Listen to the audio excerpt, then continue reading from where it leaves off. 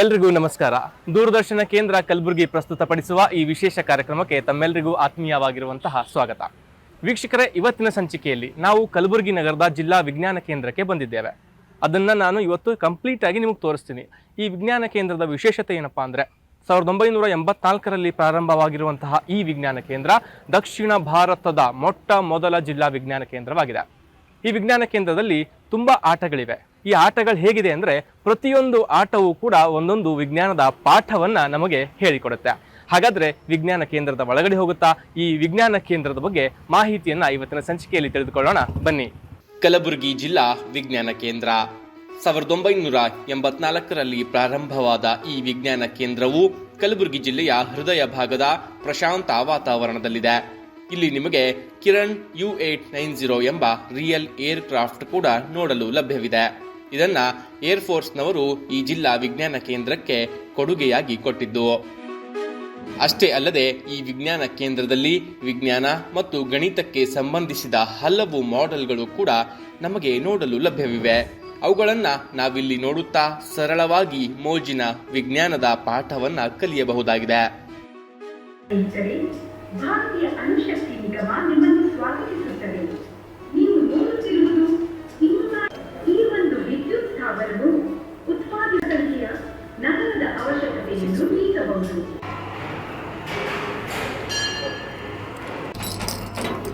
ಇದೇ ಕಾರಣಕ್ಕೇನೆ ಕಲಬುರಗಿ ಸೇರಿದಂತೆ ಸುತ್ತಮುತ್ತಲಿನ ಜಿಲ್ಲೆಗಳ ಪ್ರತಿ ವರ್ಷದ ಶಾಲಾ ಪ್ರವಾಸದ ಪಟ್ಟಿಯಲ್ಲಿ ಕಲಬುರಗಿ ಜಿಲ್ಲಾ ವಿಜ್ಞಾನ ಕೇಂದ್ರದ ಸ್ಥಾನ ಖಚಿತವಾಗಿರುತ್ತೆ ಮತ್ತು ವರ್ಷವಿಡೀ ಲಕ್ಷಾಂತರ ಶಾಲಾ ಮಕ್ಕಳು ಈ ವಿಜ್ಞಾನ ಕೇಂದ್ರಕ್ಕೆ ಭೇಟಿ ನೀಡುತ್ತಾರೆ.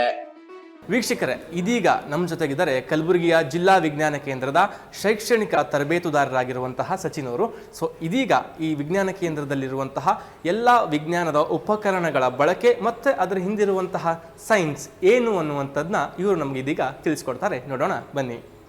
ನೀವೇನಾದ್ರೂ ಈ ಜಿಲ್ಲಾ ವಿಜ್ಞಾನ ಕೇಂದ್ರಕ್ಕೆ ಭೇಟಿ ಕೊಟ್ಟರೆ ಇಲ್ಲಿರುವ ಪ್ರತಿಯೊಂದು ಮಾಡೆಲ್ಗಳ ಬಗ್ಗೆ ವಿವರಣೆ ನೀಡಲು ತಜ್ಞರು ಕೂಡ ಇಲ್ಲಿದ್ದಾರೆ. ನಮಸ್ತೆ, ನನ್ನ ಹೆಸರು ಸಚಿನ್ ಕಂಟೇಗೋಳ್ ಅಂತೇಳಿ ಜಿಲ್ಲಾ ವಿಜ್ಞಾನ ಕೇಂದ್ರ ಗುಲ್ಬರ್ಗದಲ್ಲಿ ಶೈಕ್ಷಣಿಕ ತರಬೇತಿಗಾರರಾಗಿ ಕೆಲಸ ಮಾಡ್ತಾ ಇದ್ದೀನಿ. ನಾವು ಈಗ ಇರೋ ಗ್ಯಾಲರಿ ಅಂತ ಮ್ಯಾಥಮೆಟಿಕ್ಸ್ ಗ್ಯಾಲರಿ ಅಥವಾ ಗಣಿತಶಾಸ್ತ್ರ ಗ್ಯಾಲರಿ ಅಂತ ಕರಿತಾ ಇದ್ದೀವಿ. ಸೊ ಇಲ್ಲಿ ಸರಿಸುಮಾರು 30 ಎಕ್ಸಿಬಿಟ್ಸ್ಗಳಿದ್ದಾವೆ.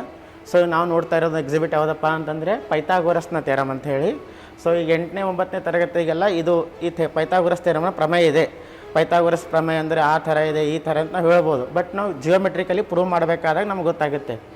ನೋಡ್ಬೋದು, ಒಂದು ಲಂಬಕೋನ ಪೈಥಾಗೋರಸ್ ಥಿಯರಮ್ ಏನದಪ್ಪ ಅಂತಂದರೆ ಒಂದು ಲಂಬಕೋನ ತ್ರಿಭುಜದಲ್ಲಿ ಕರ್ಣ ಸ್ಕ್ವೇರ್ ಏನಿರುತ್ತದಲ್ಲ ಅದು ಎದಕ್ಕೆ ಈಕ್ವಲ್ ಇರ್ತದಪ್ಪ ಅಂತಂದರೆ ಎತ್ತರ ಸ್ಕ್ವೇರ್ ಮತ್ತು ಪಾದ ಸ್ಕ್ವೇರ್ ಅಂತ ಬರ್ತದೆ. ನಾವು ಹೇಳಬೇಕಾದ್ರೆ ನೋಡ್ಬೋದು ಇಲ್ಲಿ ನಾವು ನೋಡಬೇಕಾದ್ರೆ ಲಂಬಕೋನ ಅದಂತ ಹ್ಯಾಂಗೆ ಕಂಡುಹಿಡಬೇಕಪ್ಪ ಅಂದರೆ ನಮ್ಮ ಕೈಯನ್ನು ಈ ರೀತಿ ಹಿಡಿದಾಗ ಗೊತ್ತಾಗುತ್ತೆ. ಇಲ್ಲಿ ಈ ಬಾಹು ಏನಿದೆ, ಈ ಕೋನ ಏನಿದೆಪ್ಪ ಅಂತಂದರೆ ಇದು ಲಂಬಕೋನ ತ್ರಿಭುಜ.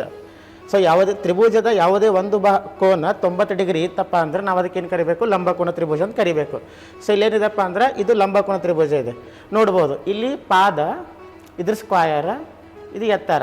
ನಾವು ಪಾದವನ್ನು ಯಾವತ್ತೂ ಕನ್ಸಿಡರ್ ಮಾಡ್ಬೋದು, ಬಟ್ ಕರ್ಣ ಮಾತ್ರ ಫಿಕ್ಸ್ ಇರುತ್ತೆ. ಇಲ್ಲಿ ಇದ್ರ ಸ್ಕ್ವಾಯರು ಪ್ಲಸ್ ಇದ್ರ ಸ್ಕ್ವಾಯರು ಕಂಪ್ಲೀಟ್ ಫಿಲ್ ಆಗಿದೆ ಲಿಕ್ವಿಡ್ ಮೂಲಕ. ಸೊ ಅದನ್ನು ಟರ್ನ್ ಮಾಡಬೇಕಾದಾಗ ಇಲ್ಲಿರ್ತಕ್ಕಂಥ ಲಿಕ್ವಿಡನ್ನು ನೋಡಿ ಸರಿಯಾಗಿ ರೀತಿ ತುಂಬ್ಕೊಳ್ತಾ ಇರ್ತದೆ. ನಾವು ಇದು ತುಂಬತನ ಒಂದು ಎಕ್ಸಾಂಪಲ್ ಕೊಡ್ತೀನಿ. ಇಲ್ಲಿ ನೋಡ್ಬೋದು, ನಾವು ಇಲ್ಲಿ 90 ಡಿಗ್ರಿ ಅದಪ್ಪ ಅಂದರೆ ಇದು ಲಂಬಕೋನ ತ್ರಿಭುಜ ಅಂತ ನಾವು ಕರಿತೇವೆ. ಈ ಒಂದು ವೇಳೆ ಎ ಅಂತಕ್ಕಂಥದ್ದು 3 ಸೆಂಟಿಮೀಟ್ರ್ ಇತ್ತು, ಬಿ ಅಂತಕ್ಕಂಥದ್ದು 4 ಸೆಂಟಿಮೀಟ್ರ್ ಇತ್ತಂದರೆ ಸಿ ಅನ್ನೋದು ಎಷ್ಟು ಇರ್ತದಪ್ಪ ಅಂತಂದರೆ 3 ಸ್ಕ್ವೇರ 9 ಆಗುತ್ತೆ, 4 ಸ್ಕ್ವೇರ 4ರ ವರ್ಗ 16 ಆಗುತ್ತೆ, 9 + 16 ಎಷ್ಟಾಗುತ್ತೆ, 25 ಆಗುತ್ತೆ. ಅದರ ವರ್ಗಮೂಲ ಎಷ್ಟಪ್ಪ ಅಂತಂದ್ರೆ ಅದು 5 ಆಗುತ್ತೆ. ಸೊ ಸಿ ಎಷ್ಟು ಲೆಂತ್ ಇರ್ತದಪ್ಪ ಅಂದರೆ ಅದು 5 ಸೆಂಟಿಮೀಟ್ರ್ ಇರುತ್ತೆ. ನೋಡ್ಬೋದು ನಾವಿಲ್ಲಿ ಇದು ಕಂಪ್ಲೀಟಾಗಿ ಫಿಲ್ ಆಗಿರ್ತಕ್ಕಂಥದ್ದನ್ನು ನಾವು ಕಾಣಿಸ್ಬೋದು. ಅಂದರೆ ಪೈಥಾಗೋರಸ್ನ ಈ ಥಿಯರಮ್ ನಾವು ಜಿಯೋಮೆಟ್ರಿಕಲಿನೂ ಪ್ರೂವ್ ಮಾಡಿದಾಗ ನಮಗೆ ವಿ ಗೆಟ್ ಕರೆಕ್ಟ್ ಆನ್ಸರ್, ಅಂದರೆ ನಮ್ಗೆ ಸರಿಯಾದ ರೀತಿಯಲ್ಲಿ ಆನ್ಸರ್ ಬರ್ತಾ ಇರುತ್ತೆ. ಗಣಿತದ ಬಗ್ಗೆ ಆಯಿತು. ಇನ್ನು ಮನುಷ್ಯನ ದೇಹ ಮತ್ತು ದೇಹದ ಒಳಗಿರುವ ಭಾಗಗಳು ಮತ್ತು ಅದರ ಕೆಲಸಗಳ ಬಗ್ಗೆ ಸರಳವಾಗಿ ತಿಳಿಸಿಕೊಡಲು ಒಂದು ವಿಶೇಷವಾದ ಭಾಗವನ್ನೇ ಇಲ್ಲಿ ಮೀಸಲಿಡಲಾಗಿದೆ. ಮಾನವನ ದೇಹದ ಒಳಗಡೆ ಏನಿದೆ, ನಾವು ಎಕ್ಸ್ರೇ ತೆಗೆದಾಗ ಅದು ಹೇಗೆ ಕಾಣಿಸುತ್ತದೆ, ದೇಹದ ಒಳಗಡೆ ಏನೆಲ್ಲ ಇದೆ ಮತ್ತು ಅದು ಹೇಗೆ ಕಾಣಿಸುತ್ತೆ ಎಂಬುದನ್ನ ಕೂಡ ನಾವಿಲ್ಲಿ ನೋಡಿ ತಿಳಿದುಕೊಳ್ಳಬಹುದು.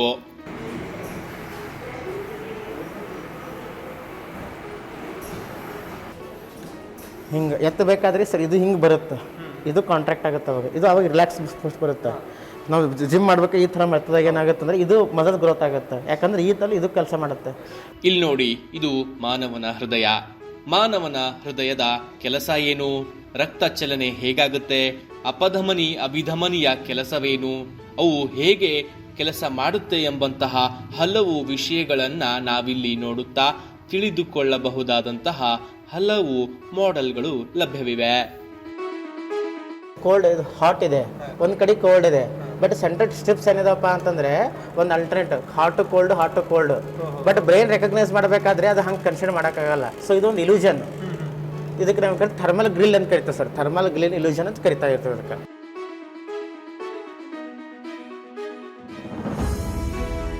ಹಾಂ, ನಾವು ನೋಡ್ತಕ್ಕಂಥ ಎಕ್ಸಿಬಿಟ್ ಏನಪ್ಪ ಅಂತಂದರೆ ಆಳವಿಲ್ಲದ ಬಾವಿ. ಇಲ್ಲಿ ನೋಡ್ತಾ ಇದ್ದಿರ್ಬೇಕಾದ್ರೆ ನಮಗೆ ಆಳ ಇಲ್ಲ, ಈ ಬಾವಿಗೆ ಆಳ ಇಲ್ಲ ಅಂತ ಅನಿಸ್ತಾ ಇದೆ. ಯಾಕಪ್ಪ ಅಂತಂದರೆ ಈ ಗ್ಯಾಲರಿ ಏನಿದೆಯಲ್ಲ ಪೂರ ಇಲ್ಯೂಷನ್ ಮ್ಯಾಗ ವರ್ಕ್ ಆಗ್ತಾ ಇದೆ. ಇಲ್ಲಿ ಮೇಗೆ ಏನು ಕಾಣಿಸ್ತಾ ಇದೆಯಪ್ಪ ಅಂದರೆ ಒಂದು ಗ್ಲಾಸ್ ಇದೆ, ಅದ್ರ ಕೆಳಗಡೆ ಒಂದು ದರ್ಪಣ ಇದೆ ಅಂದರೆ ಕನ್ನಡಿ. ಇಲ್ಲೇನಾಗುತ್ತಪ್ಪ ಅದ್ರಲ್ಲಿ ಬಿದ್ದಿರ್ತಕ್ಕಂಥ ಲೈಟ್ ಏನಾಗಿರ್ತಪ್ಪ ಅಂದರೆ ದರ್ಪಣ ಬಿದ್ದಾಗ ಸಂಪೂರ್ಣ ಪ್ರತಿಫಲನ ಹೊಲ್ತದೆ, ಆದರೆ ಗ್ಲಾಸ್ ಮ್ಯಾಗ ಅದು ಸಂಪೂರ್ಣ ಪ್ರತಿಫಲನ ಹೊಂದೋದಿಲ್ಲ, ಅದು ಪಾರ್ಸಲಿ ಪ್ರತಿಫಲನ ಹೊಲ್ತದೆ. ಸೊ ಏನಾಗ್ತದಪ್ಪ ಅಂದ್ರೆ ಲೈಟು ಸಂಪೂರ್ಣ ಪ್ರತಿಫಲನ ಪಾರ್ಸಲಿ ಪ್ರತಿಫಲನ ಹೊಂದಿ ಏನಾಗ್ತದಪ್ಪ ಅಂದರೆ ಈ ನಮಗೆ ಬಾವಿ ಯಾವ ರೀತಿ ಅಂದರೆ ಆಳವಿಲ್ಲದ ಬಾವಿ ಥರ ಕಾಣಿಸ್ತದೆ. ಸೊ ನೀವು ಇದನ್ನು ಎಲ್ಲಿ ಬಳಸ್ತಾ ಇದ್ದೀರಪ್ಪ ಅಂತಂದರೆ ಈ ಲೇಸರಲ್ಲಿ ಇರುತ್ತಲ್ಲ ಇದೇ ಕಾನ್ಸೆಪ್ಟ್ನಾಗ ವರ್ಕ್ ಆಗ್ತಾ ಇರುತ್ತೆ.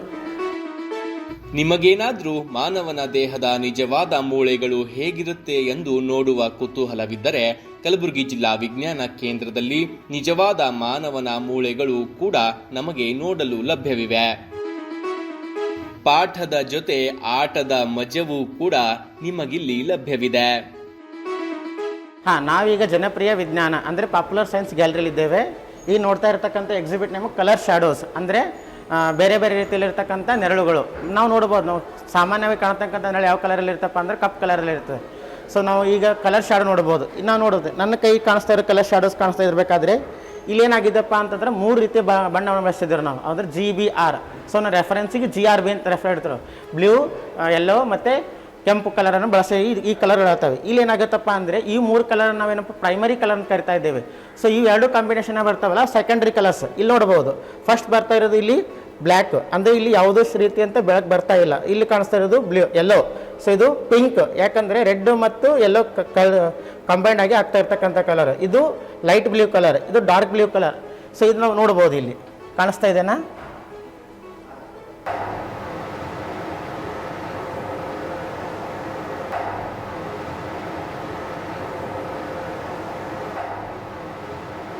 ಸರ್ ನಾವೀಗ ನೋಡ್ತಾ ಇರ್ತಕ್ಕಂಥ ಎಕ್ಸಿಬಿಟ್ ನೇಮ್ ಏನಪ್ಪ ಅಂದ್ರೆ ವರ್ಟ್ಯಾಕ್ಸ್ ಅಥವಾ ಸುಳಿ. ಈಗ ನಾವೆಲ್ಲ ಚಿಕ್ಕವರಿದ್ದಾಗ ಕೇಳ್ಬೋದು, ನದಿಯಲ್ಲಿ ಸುಳಿ ಇರುತ್ತೆ, ಅದು ಆಗಿರುತ್ತೆ, ಜನ ಎಲ್ಲ ಬಂದು ಸುಳಿಯಲ್ಲಿ ಬೇರೆ ಹೊರಗೆ ಬರೋಕ್ಕಾಗಲ್ಲ. ಎಷ್ಟೇ ಸ್ವಿಮ್ ಮಾಡೋದಲ್ಲಿ ಎಕ್ಸ್ಪರ್ಟ್ ಇದ್ದರು, ಈಜಾಡೋಲ್ಲಿ ಎಕ್ಸ್ಪರ್ಟ್ ಇದ್ದರು, ಅವ್ರಿಗೆ ಹೊರಗೆ ಬರೋಕ್ಕಾಗಲ್ಲ. ಸೊ ಏನು ಆ್ಯಕ್ಚುಲಿ ಸುಳಿಯಪ್ಪ ಅಂತಂದರೆ ಒಂದು ತಟಸ್ಥ ಇರ್ತಕ್ಕಂಥ ನೀರನ್ನು ಒಂದೇ ಡೈರೆಕ್ಷನಲ್ಲಿ ತಿರುಗ್ತಾ ಇರಬೇಕಾದಾಗ ಈ ಥರ ಏನಾಗುತ್ತೆ, ನಮಗೊಂದು ಟ್ಯೂಬ್ ಥರ ಕ್ರಿಯೇಟ್ ಆಗುತ್ತೆ. ಇಲ್ಲಿ ನೋಡ್ತಾ ಇರ್ಬೋದು, ಒಂದು ಯಾವುದಾದ್ರೂ ವಸ್ತು ಇದ್ರಲ್ಲಿ ಸಿಕ್ತಪ್ಪ ಅಂತಂದರೆ ಅದೆಲ್ಲಿ ಹೋಗ್ಬಿಡ್ತಪ್ಪ ಅಂದರೆ ಸೀದಾ ಕೆಳಗಡೆ ಹೋಗುತ್ತೆ. ಸೊ ಇದರಿಂದ ಎಸ್ಕೇಪ್ ಆಗಿ ಬರಲಿಕ್ಕೆ ನಮ್ಗೆ ಸಾಧ್ಯ ಆಗೋದಿಲ್ಲ. ಸೊ ಇದನ್ನು ನಾವು ಸುಳಿ ಅಂತ ಕರಿತಾ ಇದ್ದೀವಿ. ನೋಡ್ಬೋದು ಇಲ್ಲಿ ಇದು ನಮ್ಗೆ ಹ್ಯಾಂಗೆ ಕ್ರಿಯೇಟ್ ಆಗುತ್ತಪ್ಪ ಅಂದರೆ ಒಂದು ನದಿ ಏನಾಗ್ತಾ ಇರ್ತಪ್ಪ ಅಂದ್ರೆ ಒಂದು ಕಲ್ಲಿಗೆ ಅಥವಾ ಎಲ್ಲೋ ಟಚ್ ಆಗಿ ಏನಾಗ್ತಿರ್ತಪ್ಪ ಅಂದ್ರೆ ಕರೆಂಟಾಗೇನು ಒಂದು ಸರ್ಕುಲರ್ ರೂಟ್ಲೆ ತಿರುಗ್ತಾ ಏನಾಗುತ್ತಪ್ಪ ಅಂದರೆ ಅದು ಇದೇ ರೀತಿ ಕ್ರಿಯೇಟ್ ಆಗುತ್ತೆ. ಸೊ ಇವನ್ನ ಸುಂಟರ್ ಗಾಳಿಯಲ್ಲಿ ನೋಡ್ಬೋದು, ಇದೇ ಮೆಕ್ಯಾನಿಸಮ್ ಅಲ್ಲಿ ನಡೀತಾ ಇರುತ್ತೆ. ರಾಕೆಟ್ನ ಮಾಡೆಲ್ಗಳು ಮತ್ತು ಅದರ ಕಾರ್ಯವಿಧಾನ, ಸರಳ ಗಣಿತದ ಹಲವು ಮಾಡೆಲ್ಗಳು, ಚಂದ್ರಯಾನದ ಮಾಡೆಲ್, ಸರಳ ಕ್ಯಾಮೆರಾ ಮತ್ತು ಅಣುಶಕ್ತಿ ವಿದ್ಯುತ್ ಸ್ಥಾವರದ ಮಾಡೆಲ್ಗಳು ಕೂಡ ನಮಗಿಲ್ಲಿ ನೋಡಲು ಮತ್ತು ಅದರ ಬಗ್ಗೆ ತಿಳಿದುಕೊಳ್ಳಲು ವ್ಯವಸ್ಥೆಯನ್ನ ಮಾಡಲಾಗಿದೆ. ಈಗ ನಾವು ಬೇರೆ ಬೇರೆ ಗ್ರಹಗಳಲ್ಲಿ ನಮ್ಮ ತೂಕ ಯಾವ ರೀತಿ ಚೇಂಜ್ ಆಗ್ತಾ ಇರ್ತದಪ್ಪ ನೋಡ್ಬೋದು ನಾವಿಲ್ಲಿ. ಸೊ ಭೂಮಿ ಮೇಲೆ ನನ್ನ ತೂಕ ಎಷ್ಟಿದಪ್ಪ ಅಂದರೆ 66 kg ಇದೆ. ಅದೇ ನಾನು ಶುಕ್ರ ಗ್ರಹದ ಮೇಲೆ ಹೋದ್ರೆ 60 kg ಬರ್ತದೆ. ಯಾಕಂದ್ರೆ ಇವು ಅಡ್ಡಕ್ಕೆ ನಾವು ಕರಿತೀವಿ ಅಂದರೆ ಟ್ವಿನ್ ಸ್ಟಾರ್ಸ್ ಅಂತ, ಟ್ವಿನ್ ಪ್ಲಾನೆಟ್ಸ್ ಅಂತ ಕರಿತಾ ಇದ್ವಿ.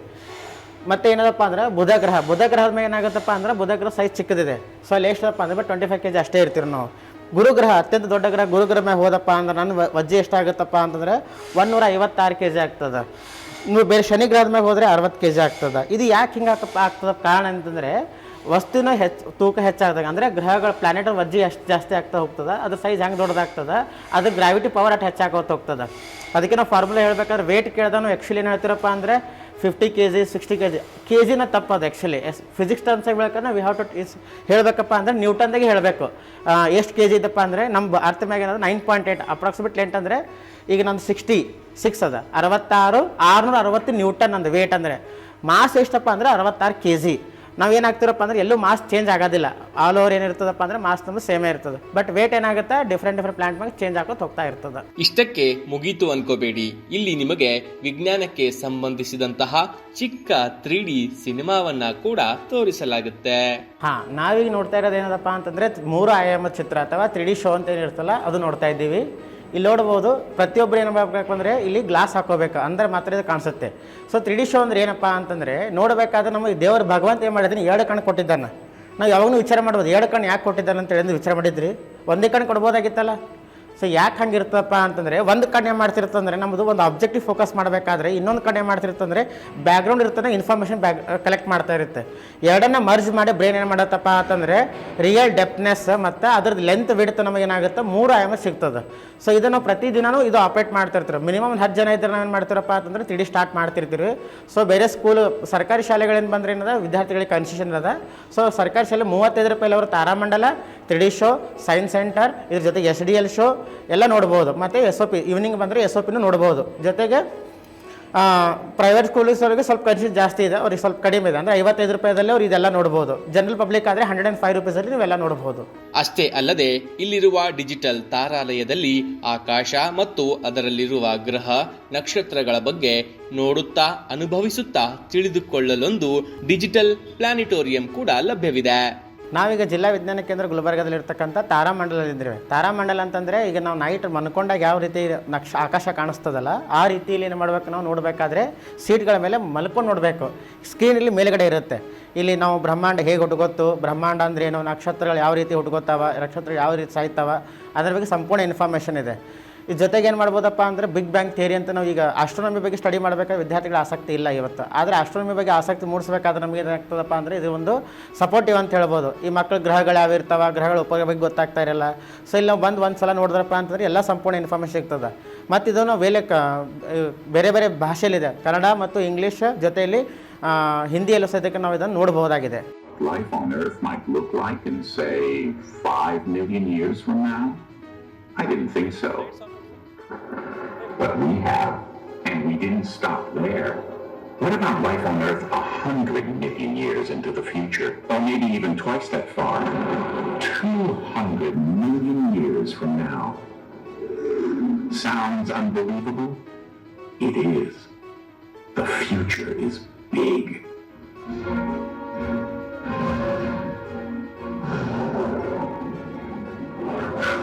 Hungry. Scary.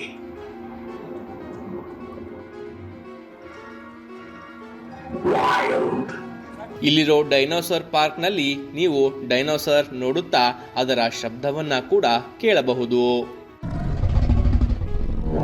ಈಗ ನಾವೇನು ನೋಡ್ತಾ ಇದ್ದೀರಪ್ಪ ಅಂದರೆ ಇದು ಸಂಚಾರ ವಿಜ್ಞಾನ ಪ್ರದರ್ಶನ, ಮೊಬೈಲ್ ಸೈನ್ಸ್ ಎಕ್ಸಿಬಿಷನ್ ಕರಿತಾ ಇರ್ತೀವಿ. ಸೊ ಇದು ನಮ್ಮದು ಸ್ಪೆಷಲ್ ಬಸ್ ಇದೆ. ಇದರಲ್ಲಿ ಸರಿಸುಮಾರು 20 ಮಾಡಲ್ಸ್ ಇದ್ದಾವೆ. ನಾವೇನು ಮಾಡ್ತೀರಪ್ಪ ಅಂದ್ರೆ ಸರ್ಕಾರ ಶಾಲೆಗಳಿಗೆ ವಿಜ್ಞಾನದ ಆಸಕ್ತಿ ಬೆಳೆಸೋ ಸಲುವಾಗಿ ಏನು ಮಾಡ್ತೀರಪ್ಪ ಅಂದ್ರೆ ಈ ಬಸ್ಸನ್ನು ತೆಗೆದುಕೊಂಡು ಹೋಗಿ ಅಲ್ಲಿ ಸುಮಾರು 1 ದಿನಗಳ ಕಾಲ ಪ್ರೋಗ್ರಾಮ್ ಇರ್ತದೆ. ಬೆಳಗ್ಗೆ ಬಸ್ ಪ್ರದರ್ಶನ ಇರ್ತದೆ, ಮಧ್ಯಾಹ್ನ ಸಲ ಏನಿರ್ತಪ್ಪ ಅಂದ್ರೆ ವಿಡಿಯೋ ಶೋಸ್ ಅಂತ ಇರ್ತಾವೆ. ಅಂದರೆ ನಮ್ಮ ಸೈನ್ಸಲ್ಲಿ ಹೇಗೆ ಡೆವಲಪ್ಮೆಂಟ್ ಆಯಿತು ಅದ್ರ ಬಗ್ಗೆ ವಿಜ್ಞಾನ ಪ್ರದರ್ಶನ ಜೊತೆಗೆ SDL ಶೋ ಅಂದರೆ ವೈಜ್ಞಾನಿಕ ಪ್ರಾಯೋಗಿಕ ಪ್ರಯೋಗಗಳು ಅಂತ ಬರ್ತದೆ, ಅದ್ರ ಸದ್ಯಕ್ಕೆ ಮಾಡಿಸಿ ತೋರಿಸ್ತಾರೆ. ಇದು ಸಂಪೂರ್ಣ ಉಚಿತವಾಗಿ ನಾವು ಸರ್ಕಾರಿ ಶಾಲೆಗಳಿಗೆ ತೋರಿಸ್ತಾ ಹೋಗ್ತಾ ಇರ್ತೀವಿ. ಪ್ರತಿ ತಿಂಗಳಿಗೆ ಏನಾಗಿರ್ತಪ್ಪ ಅಂದ್ರೆ ಒಂದೊಂದು ತಾಲೂಕು ನಾವು ಚೂಸ್ ಮಾಡಿಕೊಂಡು ಪ್ರತಿ ವರ್ಷ ಒಂದೊಂದು ಜಿಲ್ಲೆ ಚಾಯ್ಸ್ ಮಾಡಿ ಒಂದೊಂದು ತಿಂಗಳಲ್ಲಿ ಒಂದೊಂದು ತಾಲೂಕನ್ನು ಚಾಯ್ಸ್ ಮಾಡಿಕೊಂಡು ನಾವು ತೋರಿಸ್ಕೊಂಡು ಬರ್ತಾ ಇರ್ತೀವಿ. ಸೊ ಅದ್ರ ಹಿಂದ್ಗಡೆ ನೋಡ್ಬೋದು ನಾವು. ಸರ್ಕಾರಿ ಶಾಲಾ ಮಕ್ಕಳಿಗೆ ಅವರ ಶಾಲೆಗಳಿಗೆ ತೆರಳಿ ಅವರಿಗೆ ವಿಜ್ಞಾನದ ಮಾಡೆಲ್ಗಳನ್ನು ತೋರಿಸಿ ಹಳ್ಳಿಯ ಮಕ್ಕಳಿಗೂ ವಿಜ್ಞಾನ ಮತ್ತು ಗಣಿತದ ಅರಿವು ಮೂಡಿಸೋ ಕೆಲಸ ಈ ಕಲಬುರಗಿ ಜಿಲ್ಲಾ ವಿಜ್ಞಾನ ಕೇಂದ್ರ ದಶಕಗಳಿಂದ ಮಾಡುತ್ತಿದೆ. ವೀಕ್ಷಕರೇ, ಡಿಸ್ಟ್ರಿಕ್ಟ್ ಸೈನ್ಸ್ ಸೆಂಟರ್ ಕಲಬುರಗಿಯ ಡಿಸ್ಟ್ರಿಕ್ಟ್ ಆಫೀಸರ್ ಆಗಿರುವಂತಹ ಪೊನ್ನರಸನ್ ಅವರ ಜೊತೆ ನಾವೀಗ ಮಾತನಾಡ್ತಾ ಅವರಿಂದ ಈ ಡಿಸ್ಟ್ರಿಕ್ಟ್ ಸೈನ್ಸ್ ಸೆಂಟರ್ ಬಗ್ಗೆ ಮಾಹಿತಿಯನ್ನು ತಿಳ್ಕೊಳ್ಳೋಣ ಬನ್ನಿ. ನಾನು Ponnarasan, district science officer of district science centre Gulbarga. ನಮ್ಮ ಜಿಲ್ಲಾ ವಿಜ್ಞಾನ ಕೇಂದ್ರ ಗುಲ್ಬರ್ಗ 6 ಜನವರಿ 1984ನಲ್ಲಿ ಸಾರ್ವಜನಿಕರಿಗೆ ತೆರೆಯಲಾಯಿತು. ಜಿಲ್ಲಾ ವಿಜ್ಞಾನ ಕೇಂದ್ರ ಗುಲ್ಬರ್ಗಾನಲ್ಲಿ ಲಾಟ್ ಆಫ್ ಫೆಸಿಲಿಟೀಸ್ ಇದೆ. ಡಿಫ್ರೆಂಟ್ ಗ್ಯಾಲರೀಸ್ ಎಲ್ಲ ಇದೆ. Mathematics gallery, popular science, electronics, fun science, human body gallery ಇದೆ. ಅದು ಬಿಟ್ಟು ಎಕ್ಸ್ಟ್ರಾ ಅಂದರೆ 3D ಥಿಯೇಟರ್ ಇದೆ, ಡಿಜಿಟಲ್ ತಾರಾಲಯ ಇದೆ. ಸೊ ನಮ್ಮ ಜಿಲ್ಲಾ ವಿಜ್ಞಾನ ಕೇಂದ್ರಕ್ಕೆ ಎಲ್ಲ ಸ್ಟೂಡೆಂಟ್ಸ್ ಮತ್ತು ಪಬ್ಲಿಕ್ ಎಲ್ಲ ಬರ್ತಾ ಇದ್ದಾರೆ.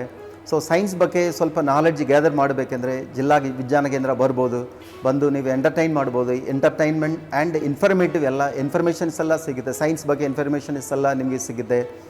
ಅದು ಬಿಟ್ಟು ನಾನ್ ಫಾರ್ಮಲ್ ಎಜುಕೇಷನಲ್ ಆ್ಯಕ್ಟಿವಿಟೀಸ್ ಎಲ್ಲ ಕಂಡಕ್ಟ್ ಮಾಡ್ತಾ ಇದ್ದೀವಿ. Science shows, science activities, then science experiments ಮತ್ತು science fairs and teacher training programme conduct ಮಾಡ್ತಾ ಇದ್ದೀವಿ. ಅದು ಬಿಟ್ಟು ಎಕ್ಸ್ಟ್ರಾ ಅಂದರೆ mobile science exhibition also we are conducting for rural schools. ಜಿಲ್ಲಾ ವಿಜ್ಞಾನ ಕೇಂದ್ರ Gulbarga, this is a first district level science centre in south India. ಜಿಲ್ಲಾ ವಿಜ್ಞಾನ ಕೇಂದ್ರ Gulbarga is functioning under the administrative control of Vishweshwar industrial and technology museum. ಇದೆಲ್ಲ ಸೇರಿಸಿ ನಮ್ಮ headquarters ಕೋಲ್ಕತ್ತಾನಲ್ಲಿದೆ. National council of science museum, ministry of culture under ಒಳಗೆ ಬರುತ್ತೆ. ಆಮೇಲೆ ಜಿಲ್ಲಾ ವಿಜ್ಞಾನ ಕೇಂದ್ರದಲ್ಲಿ local schools and colleges, nearby district Yadagiri district, Bijapur and Bidar ಡಿಸ್ಟ್ರಿಕ್ಟ್ಲಿಂದ ಎಲ್ಲ ಸ್ಟೂಡೆಂಟ್ಸ್ ಎಲ್ಲ ಬರ್ತಾ ಇದ್ದಾರೆ. So per year maximum 2 lakhs ಜನ ಇಲ್ಲಿ ವಿಸಿಟ್ ಮಾಡ್ತಾ ಇದ್ದಾರೆ. ಅಷ್ಟೇ ಅಲ್ಲದೆ ಇಲ್ಲೊಂದು ಇನೋವೇಷನ್ ಹಬ್ ಕೂಡ ಇದೆ. ಅದರ ಕೆಲಸ ಏನೆಂಬುದರ ಬಗ್ಗೆ ಅವರೇ ಹೇಳ್ತಾರೆ, ಕೇಳಿ. ನಮಸ್ತೆ, ನಾನು Archana M Manjre, junior mentor, district science ಸೆಂಟರ್ನಲ್ಲಿ ಜಾಯಿನ್ ಆಗಿದ್ದೇನೆ. ಯಾಕೆ ನನ್ನನ್ನು ತೊಗೊಂಡಿದ್ದಾರೆ ಅಂತಂದರೆ, ಇಲ್ಲಿ ಇನೋವೇಷನ್ ಹಬ್ ಅನ್ನೋದೊಂದು ಇನೋವೇಷನ್ ಹಬ್ಬಲ್ಲಿ ಅಂತಂದರೆ ಮಕ್ಕಳಿಗೆ ಏನು ಈ ಉತ್ತರ ಕರ್ನಾಟಕನಾಗ ಮಕ್ಕಳಿಗೆ ಏನು ಎದುರಿಗೋಸ್ಕರ ಇದು ತೊಗೊಂಡಿದ್ದಾರೆ ಅಂತಂದರೆ, ಮಕ್ಕಳ ಹತ್ರ ಇರೋಂತಹ ಹೊಸ ಹೊಸ ಇನೋವೇಟಿವ್ ಮತ್ತು ಕ್ರಿಯೇಟಿವಿಟಿನ ನಾವು ಎಲ್ಲರಿಗೂ ಜಗತ್ತಿಗೆ ತೋರಿಸುವ ಮೂಲಕ ಈ ಒಂದು ಪ್ಲ್ಯಾಟ್ಫಾರ್ಮನ್ನು ಕ್ರಿಯೇಟ್ ಮಾಡಿದ್ದಾರೆ. ಯಾಕೆ ಅಂತಂದರೆ, ಮಕ್ಕಳ ಹತ್ರ ವಿಜ್ಞಾನ ಮನೋಭಾವನ ಬೆಳವಣಿಗೆ ಆಗಬೇಕು. ಅದರಿಂದ ನಮ್ಮದು ಸೆಂಟ್ರಲ್ ಗೌರ್ಮೆಂಟ್ದವರು ಏನು ಮಾಡಿದ್ದಾರೆ ಅಂತಂದರೆ, ಇನೋವೇಷನ್ ಹಬ್ ಅಂತ ಪ್ರತಿ ಎಲ್ಲ ಶಾಲೆಯ ಮಕ್ಕಳಿಗೆ ಒಂದು ಸ್ಯಾಟರ್ಡೆ ಸಂಡೇ ಅನ್ನೋ ಒಂದು ಕ್ಲಾಸನ್ನು ಕಂಡಕ್ಟ್ ಮಾಡ್ತಾ ಇದ್ದೀವಿ. ಅವ್ರ ಹತ್ರ ಮಕ್ಕಳ ಹತ್ರ ಏನು ಒಂದು ಇನೋವೇಟಿವ್ ಥಾಟ್ಸ್ ಇದನ್ನು ಅದನ್ನು ಇಂಪ್ಲಿಮೆಂಟ್ ಮಾಡಿ, ನಾವು ಕ್ರಿಯೇಟಿವಿಟಿ ಮಾಡಿ ಈ ಥರ ಒಂದು ಮಕ್ಕಳ ಹತ್ರ ಒಂದು ಪ್ರಾಜೆಕ್ಟನ್ನು ಸ್ಟಾರ್ಟ್ ಮಾಡ್ತಾ ಇದ್ದೀವಿ.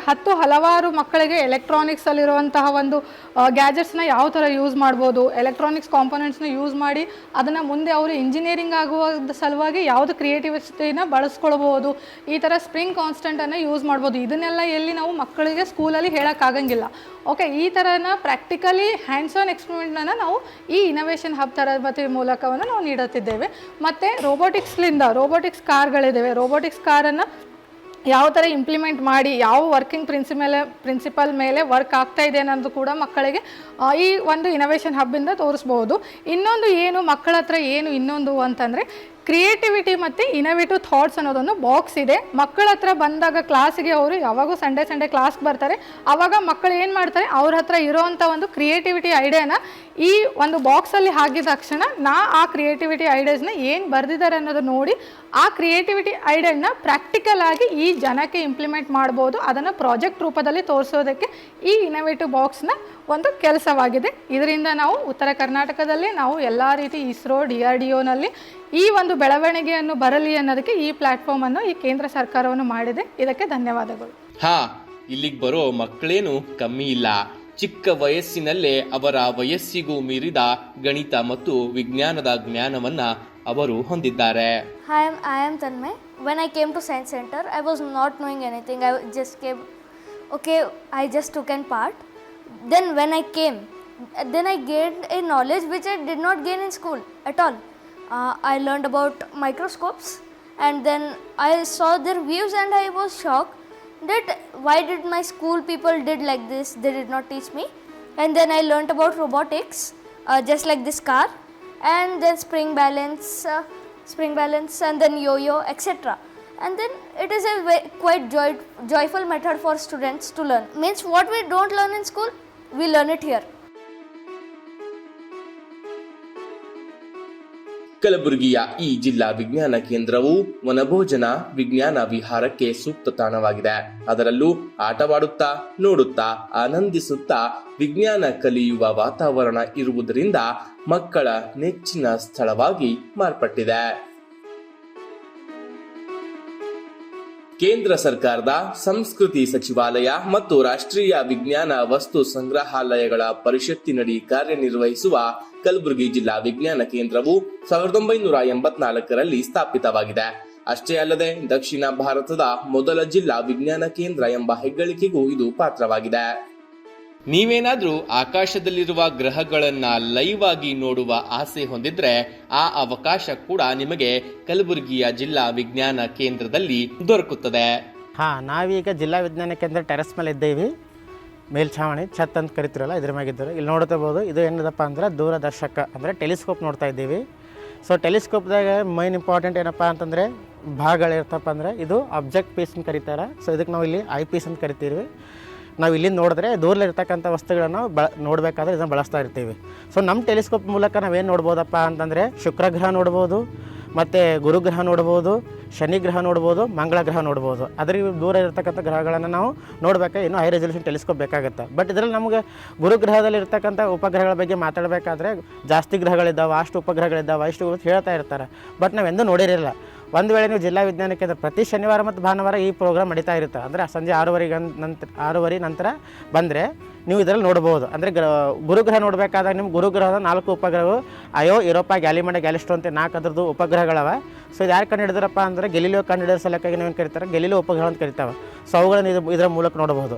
ಜೊತೆಗೇನಪ್ಪ ಅಂದರೆ ಶನಿಗ್ರಹ ವಿಸಿಬಲ್ ಇತ್ತಂದರೆ ನಾವೇನು ಮಾಡೋದು, ಶನಿಗ್ರಹ ನೋಡ್ಬೋದು. ಶನಿಗ್ರಹದ ಮೇಲೆ ರಿಂಗ್ ಕಾಣಿಸುತ್ತೆ, ಜೊತೆಗೆ ಅದರದ್ದು ದೊಡ್ಡ ಉಪಗ್ರಹ ಆಗೈತೆ ಟೈಟನ್ಸ್ ಅದಕ್ಕೆ ಇದರ ಮೂಲಕ ನೋಡ್ಬೋದು. ಸೊ ಇದು ಇಲ್ಲಿ ಏನು ಮಾಡ್ಬೋದಪ್ಪ ಅಂದರೆ ನಾವು ಅಡ್ಜಸ್ಟ್ಮೆಂಟ್ ಮಾಡಿ ತೋರಿಸ್ತಾ ಇರ್ತೀವಿ ಈ ರೀತಿಯಾಗಿ. ಈಗ ಬಿಸಿಲಿರೋ ಕಾರಣ ಇನ್ನೂ ಫೋಕಸ್ ಮಾಡೋಕ್ಕಾಗ್ತಾಯಿಲ್ಲ, ನೋಡ್ಬೋದು ಈ ರೀತಿ.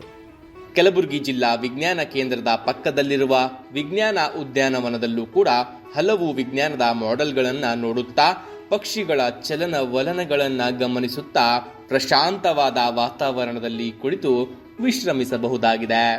ರೋಮಾಂಚನಕಾರಿ ಅನುಭವ ನೀಡುವ ಡಿಜಿಟಲ್ ತಾರಾಲಯ, 3D ಪ್ರದರ್ಶನ, ಮಕ್ಕಳೊಂದಿಗೆ ವಿಹಾರ ಮಾಡಿ ಆನಂದಿಸಲು ವಿಜ್ಞಾನ ಉದ್ಯಾನವನ, ನಿಮ್ಮನ್ನ ದಿಕ್ಕು ತಪ್ಪಿಸುವ ಕನ್ನಡಿಗಳ ವ್ಯೂಹ, ಮೋಜಿನ ವಿಜ್ಞಾನ, ಜನಪ್ರಿಯ ವಿಜ್ಞಾನ, ಎಲೆಕ್ಟ್ರಾನಿಕ್ಸ್, ಗಣಿತಶಾಸ್ತ್ರ, ದೂರದರ್ಶಕ ಅಂದ್ರೆ ಟೆಲಿಸ್ಕೋಪ್ನಿಂದ ಆಕಾಶ ವೀಕ್ಷಣೆ ಸೌಲಭ್ಯವನ್ನ ಕೂಡ ಇದು ಒಳಗೊಂಡಿದೆ.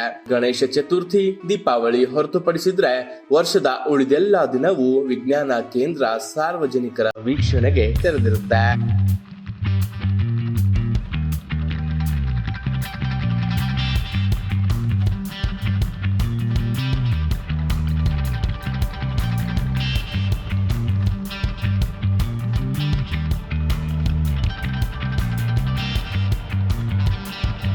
ನೋಡಿದ್ರಲ್ಲ ವೀಕ್ಷಕರೇ, ಇದಾಗಿತ್ತು ಇವತ್ತಿನ ಸಂಚಿಕೆ. ಹಲವು ದಶಕಗಳಿಂದ ಕಾರ್ಯನಿರ್ವಹಿಸುತ್ತಿರುವಂತಹ ಕಲಬುರಗಿ ಜಿಲ್ಲೆಯ ಜಿಲ್ಲಾ ವಿಜ್ಞಾನ ಕೇಂದ್ರವು ಮಕ್ಕಳಿಗೆ ಆಟವಾಡುತ್ತಾ ಮನರಂಜಿಸುತ್ತಾ ಮೋಜು ಮಸ್ತಿಯೊಂದಿಗೆ ವಿಜ್ಞಾನದ ಪಾಠವನ್ನು ತಿಳಿಸಿಕೊಡುವಂತಹ ಕೆಲಸ ಮಾಡ್ತಿದೆ. ಈ ಜಿಲ್ಲಾ ವಿಜ್ಞಾನ ಕೇಂದ್ರಕ್ಕೆ ನೀವು ನಿಮ್ಮ ಮಕ್ಕಳನ್ನು ಕರೆದುಕೊಂಡು ಒಮ್ಮೆ ಭೇಟಿ ಕೊಟ್ಟರೆ ಅವರಿಗೆ ಪಠ್ಯ ಪುಸ್ತಕದಲ್ಲಿ ತಿಳಿಯದಂತಹ ಹಲವು ವಿಜ್ಞಾನದ ವಿಷಯಗಳು, ಪಾಠಗಳು, ಪಠ್ಯಗಳು, ವಿಷಯಗಳನ್ನು ಇಲ್ಲಿ ಅವರು ಪ್ರಾಕ್ಟಿಕಲ್ ಆಗಿ ನೋಡಿ ತಿಳ್ಕೋಬಹುದು. ಈ ಜಿಲ್ಲಾ ವಿಜ್ಞಾನ ಕೇಂದ್ರದಲ್ಲಿ ಬರೀ ವಿಜ್ಞಾನದ ಪಾಠವಷ್ಟೇ ಅಲ್ಲ, ಮಕ್ಕಳಿಗೆ ಬೇಕಾದಂತಹ ಆಟವೂ ಕೂಡ ಇದೆ. ಇವತ್ತಿನ ಈ ಸಂಚಿಕೆಯನ್ನು ಇಲ್ಲಿಗೆ ಮುಕ್ತಾಯಗೊಳಿಸ್ತಾ ಇದ್ದೀನಿ. ಮುಂದಿನ ಸಂಚಿಕೆಯಲ್ಲಿ ಮತ್ತೊಂದು ಹೊಸ ವಿಷಯದೊಂದಿಗೆ ಮತ್ತೆ ಭೇಟಿಯಾಗೋಣ. ನಮಸ್ಕಾರ.